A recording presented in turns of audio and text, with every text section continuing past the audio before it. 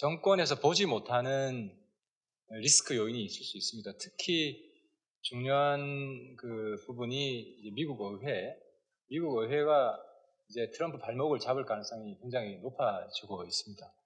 또 뭐 오늘 아침에도 보니까 멜라니아가 왜 이민 부모 자식 간을 떼어놓느냐. 저도 정말 트럼프한테 굉장히 실망을 했는데 그만큼 트럼프 정권의 지지가 미국 내에서는 북한 문제를 제외한다면 별로 올라갈 게 없을 것 같고, 그랬을 때 미국 의회는 정치적으로 트럼프를 반대하는 것이 훨씬 인기가 올라가는 이런 상황이 될 것 같습니다. 그래서 이제 한국 국회의 역할 중에 하나가 미국 의회와 좀 자주 만나서 이 과정에 대해서 좀 제대로 설명하고, 미국 의회가 트럼프를 돕는 것이 아니라 한반도 평화의 우군이 될 수 있도록 중요한 역할이 있을 것 같습니다. 그래서 아까 우리 전 조배수 의원님이 대통령께서도 각 당의, 특히 야당의 대표들을 좀 자주 만나서 무엇을 도와줄 것인가를 이야기를 해야 서로 불협화음이 안 날 수가 있습니다. 우리는 A를 도와주고 싶은데 대통령 입장에서는 A가 아니라 B를 도와주는 게 더 필요하다. 왜냐하면 정보를 가진 게 훨씬 많기 때문에. 그런 차원에서 초당적 협력이 가능하기 위해서는 청와대도 좀 적극적으로 소통하는 노력을 해야 된다. 이제 선거가 끝났으니까 그런 좀 노력이 양측에서 좀 다 필요하다고 생각을 합니다. 아울러서 저는 제가 지금 말씀드리고 하는 것은 한 5가지 쟁점인데, 우리 사회 특히 보수 진영에서 현재 진행되고 있는 시대적 변화에 대해서 오독하고 있는, 잘못 읽고 있는 문제 5가지만 좀 정리해서 말씀드리겠습니다. 홍준표 대표가 물러나기 전까지 지속적으로 이 과정은 위장평화다, 위장평화 쇼다, 이런 주장을 했습니다. 근데 김정은 정권은 위장평화를 원하는 것이 아니라 진짜 평화를 원한다. 이것을 이해를 못하고 있습니다. 왜 김정은 정권이 진짜 평화를 원하냐? 그것은 간단합니다. 북한은 이제 핵 개발은 다 끝났기 때문에 경제 성장에 집중을 해야 되고, 경제 성장을 하려면 진짜 평화가 돼야 됩니다. 핵이 있든 없든 진짜 평화가 돼야 되고, 계속 긴장이 되고 경제 제재 국면이 되면 이 평화도 없을 뿐만 아니라 경제 성장도 없기 때문에 김정은 정권 입장에서는 경제 성장에 올인하고 싶고, 그래서 위장 평화 공세가 아니라 진짜 평화 공세를 하는 것이다. 이게 첫 번째 드릴 말씀이고, 그럼 이제 두 번째, 이게 관련된 건데, 이런 남북 북미 대화 국면을 만든 원인이 보수 진영에서는 대북 제재가 효과를 거두기 때문이다, 이렇게 보고 있습니다. 그래서 제재를 더 강화해야 된다. 북한이 양보를 하더라도 제재를 풀면 안 되고 더 강화해야 되고, 모든 비핵화가 확인될 때까지 계속 강한 제재를 밀어붙여야 비핵화가 더 잘 된다. 이런 논리를 펼치고 있습니다. 근데 제가 조금 전에 말씀드렸듯이 김정은이 진짜 평화공세를 펼치고 있는 이유는 제재에도 부분적인 이유가 있지만, 더 근본적인 이유는 경제발전, 경제성장을 하겠다고 하는 북한 정권의 의지입니다. 때문에 북한의 경제발전, 경제성장을 합리적인 차원에서 도와주지 않고, 그러니까 북한은 변하려고 노력을 하는 것을 계속 보여주고 있는데도 불구하고 더 강하게 경제 압박을 해서, 김정은 정권 입장에서는 이거는 비핵화를 촉진하는 요인뿐만 아니라 우리나라의 경제 자체를 억압하려고 하는 의도가 있다고 판단이 되면 오히려 여러 가지 비핵화 과정이나 평화 국면에 장애가 될 수가 있다.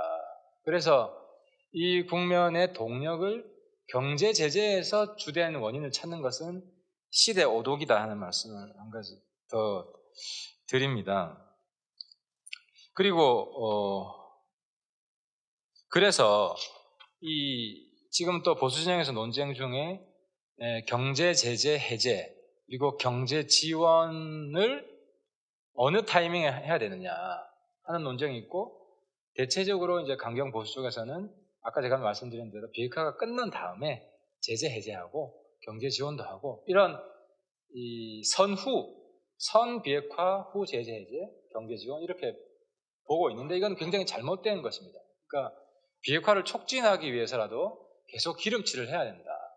그러면 중간중간에 이제 부분적인 경제 제재를 해주는 것이, 그리고 비핵화를 더 빨리 하면 경제 제재 해제 범위가 더 넓다는 확신을 김정은한테 주는 것이 비핵화의 폭과 속도를 더 강화시키는 것이다. 그런 인식을 할 필요가 있다는 것이고요. 그 다음에 네 번째는, 이게 이제 홍준표 대표나 김문수 서울시장 후보나 계속 하는 게 인식이 그렇습니다. 청와대가 주사파 빨갱이 정권이고, 북한도 빨갱이 정권이고, 남북 빨갱이 정권이 연합해가지고 대한민국까지 적화 통일하려고 한다. 이런 인식을 가지고 있습니다. 이것도 완전히 제가 이제 아까 인사말에서 시대 오독이라고 했는데, 본질은 공산주의가 몰락한 겁니다. 붕괴한 겁니다. 북한은 우리가 이제 공산주의라고 할 때 정치체제 독재와 사회경제체제 공산주의를 구분할 필요가 있습니다.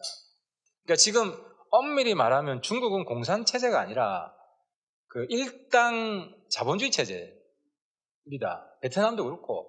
거기 무슨 공산주의 특징은 뭡니까? 가격, 제일 중요한 게 계획 가격입니다. 여러 가지 물품의 가격을 국가가 다 정하는 것이고, 시장을 없애기 위해서 의식주 관련된 걸 국가가 다 배급을 하는 겁니다.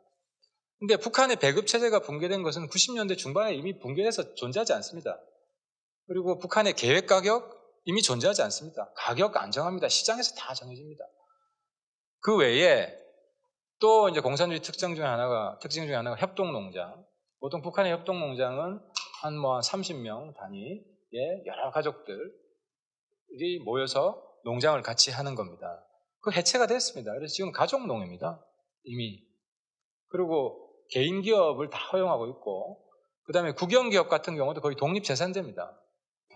국가에서 다 운영을 하지를 않습니다. 그래서 농업뿐만 아니라 산업, 공업 분야에서도 이미 자본주의가 뿌리내리고 있고, 또 대표적인 그 여명거리 건설 보면 민간 자본을 유치해서 분양을 한 겁니다. 그러니까 자본가들이 안전한 자본의 관리자로서 김정은 정권을 인정을 한 겁니다. 왜 북한은 10년 전만 해도 화폐 개혁해가지고 돈 다 몰수해갔잖아요. 이제 그런 일은 없다는 겁니다. 자본가들이 안심하고 사업할 수 있는 환경이 이미 북한이 됐어요. 이 사회에서 공산주의는 부활할 수가 없습니다. 그냥 쭉 가는 겁니다, 자본주의로. 그러니까 북한의 체제가 더 쉽게 이야기하면 김정은은 김일성에서 박정희로 전향을 한 거예요. 때문에 한국의 반공은 남북 빨갱이 정권한테 협공당해서 몰락하고 있는 것이 아니라 북한에까지 자본주의를 확대해서 승리를 한 겁니다. 반공이 승리했기 때문에 반공이 필요가 없는 겁니다. 그런데 이 반공 보수는 북한이 반공 세력이 승리할 수 있는 경로가 두 가지가 있는데 한 가지만 집착을 한 겁니다. 어떤 거냐? 북한 정권이 몰락을 해서 우리가 흡수통일하는, 자본주의 흡수통일하는 독일식으로 이 경로만 집착을 하고, 또 하나의 경로, 북한이 자본주의로 연착륙을 해서 서서히 민주인권이 들어가는 이 경로는 생각을 안 한 겁니다. 그러니까 우리가 보는 대다수의 공산주의 국가는 그렇게 지금 연착륙을 해갔지 않습니까? 중국, 베트남. 북한도 중국, 베트남과 100% 똑같지는 않지만 그런 과정을 가는 겁니다. 모기장을 많이 치겠지만. 때문에 지금 특히 대한민국의 평화를 위해서는 이런 반공보수의 각성이 필요하고 역사 속에서 퇴장할 때가 됐다 하는 겁니다. 때문에 계속 그 보수가 적화통일이 임박했다. 이게 완전히 그냥 환상인 겁니다. 오히려 체제 위기는 북한이 더 느끼죠. 북한이 더 남북 교류나 이런 거 소극적으로 될 겁니다. 미북 교류나 북미 교류나 북중 교류는 체제 위협이 별로 없지만 한국 사람 자주 만나는 거는 체제 위협이 있잖아요. 한국 문화가 들어가고 한국 그 민주주의, 한국 인권이 들어가기 때문에. 그래서 남북 교류는 북한이 아마 상당히 소극적으로 미북, 일북, 중북에 비해서는 소극적으로 저는 될 거라고 봅니다. 그래서 오히려 지금은 반공 보수가 북중 간의 교류 협력, 경제 협력 이런 것 다 적극적으로 나서고 인도주의적 지원도 더 적극적으로 나서고 그렇게 시대에 맞게 바뀌어야 된다.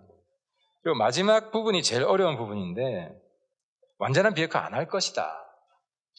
속일 것이다. 일부 숨길 것이다. 저는 그 점은 100% 동의합니다. 100% 비핵화를 단기적으로는 저는 안 할 거라고 봅니다. 이게 제일 비핵화 1단계에서 이제 핵 프로그램 신고인데, 그러니까 이제 100% 신고를 안 하고 불성실 신고를 전 할 가능성이 굉장히 높다고 봅니다. 근데 이제 쟁점은 불성실 신고를 느낌으로 알죠, 느낌. 왜냐하면 우리가 북한의 핵 프로그램을 정확히 모르기 때문에 실체를 100% 신고 안 한 것 같다. 그러면 비핵화 프로세스를 진행 안 시킬 것이냐, 이 쟁점이 있는데 저는 그래도 진행을 시켜야 되고 견제장치가 있다. 그게 뭐냐면 견제장치가 두 가지가 있는데 불시사찰과 제재 자동 복귀 조항이다. 불시사찰은 아시겠지만 의심나는 곳에 언제든지 이제 뭐 한 30분 전에 뭐 이렇게 시간을 정해가지고 10분 전에 이렇게 시간을 정해서 통지해서 바로 열어주라. 뭐 하는 거죠. 이게 협상이 되겠죠. 그리고 어느 정도 합리적인 선에서 타협을 할 수밖에 없죠. 뭐 북한의 100% 모든 곳을 다 뭐 불시사찰 대상으로 해달라고 하기도 좀 어렵잖아요. 북한도 나름대로 핵심 군사 시설이 있고 여러 가지 비밀 시설이 있기 때문에 적절하게 타협을 해야 되고, 제재 자동 복귀 조항은 이게 영어로는 이제 스냅백입니다. 이제 용수철이 스냅에서 튀어나가듯이 스냅백인데, 그건 뭐냐면 핵 불성실 신고한 것이 이제 들키면, 어떤 이유로 들키면은 그 시점부터 제재 프로세스가 다시 유행 결의도 시작하고 하는 게 아니라 기존에 있던 그 국제사회 제재에 바로 돌입하는 거, 즉각 돌입하는 겁니다. 그래서 북한이 핵 불성실 신고할 유인을 좀 줄이는 이런 겁니다. 근데 최종적인 완전한 비핵화는 시간이 저는 많이 걸릴 거라고 보는데요. 아시겠지만 핵무기 요 축구공만 하잖아요. 그거 어떻게 찾습니까?